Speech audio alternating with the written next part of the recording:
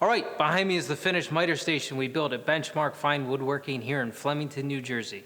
And in this series, I'm going to take you through the entire process, step by step, from the materials showing up at the shop to breaking down sheet goods, building cabinets, laminating tops, building shaker doors, installing T-track and fences, and finally, dialing in cut stops for repeatable accuracy. This isn't a weekend project. It's a big, beautiful, production-ready station built to live in a community shop. So the goal was durability, efficiency, and a clean workflow that makes sense for real day-to-day use.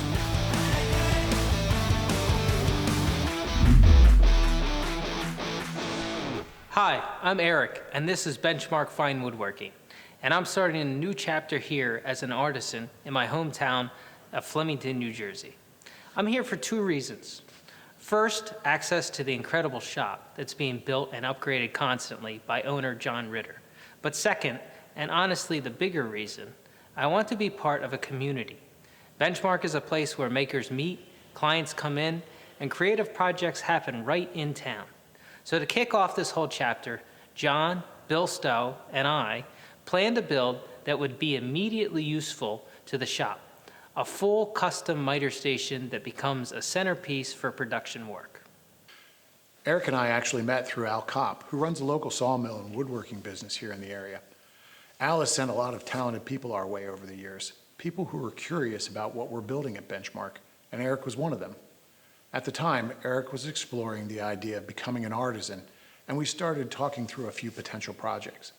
One of the first things we really needed was a proper miter saw station. Something that could keep up with the scale of work we do here. So I asked Eric if he'd be interested in building it. Day one started with the best kind of momentum, materials arriving. We had a delivery coming in from Nice Lumber out of Lambertville, New Jersey. And here's the key. We didn't just pile it in a corner.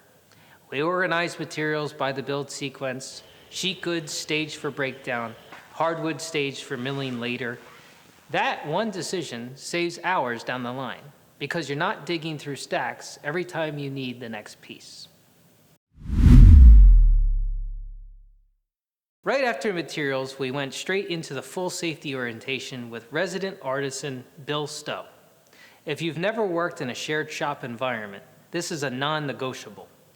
You need to know how the shop wants things done. Bill walked me through the machines, best practices, and the Benchmark way of woodworking, where everything has a place and safety is built into the process. And I'm filming this because it matters. The whole point of a community shop is that it's accessible, but still professional. You'll see shots of the tool layout, the workflow zones, and the machines. We're going to lean on hard in this build. Table saw, jointer, planer, router table, and finishing areas. Now that safety was done, before we touched a single saw, I want to show you the planning step. I modeled the station in Fusion 360 and generated cut sheets that batch and nest the work into repeatable steps. That means we're not just making one cut, measuring again, making another cut, and hoping it all lines up. We're grouping like cuts, setting stops when possible, and producing clean stacks of parts that are ready for assembly. This is the measure once, build many approach. Day two is where production really started. We moved to the table saw to break down sheet goods, following the cut sheets from Fusion. The goal here is speed and consistency. Long rips first, then cross cuts, then smaller components.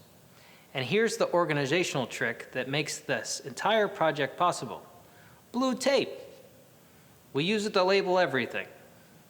Every part gets labeled as it comes off the saw.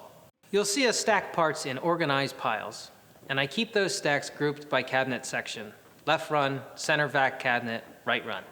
That saves you from a big time waster in a build like this. Standing around, holding parts and asking, wait, what is this piece again?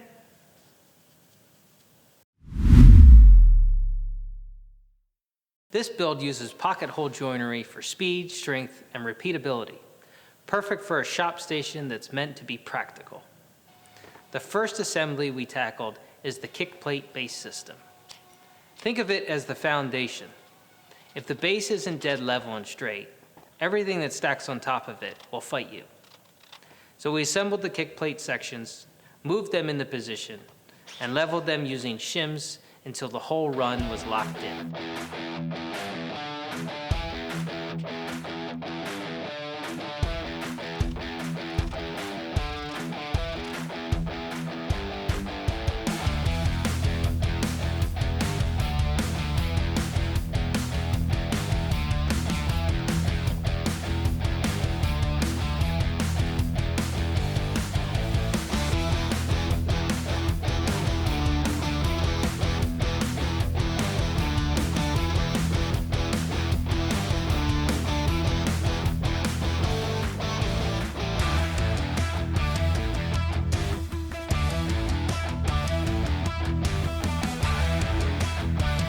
All right, at this point we have the materials in the shop, we've done the safety orientation, we've planned the build and fusion, we've broken down the sheet goods, labeled everything, and we've got the kickplate foundation leveled and in place.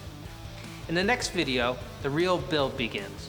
We're assembling 8 base cabinets, setting them in place, building the top frames, and laminating the work surfaces.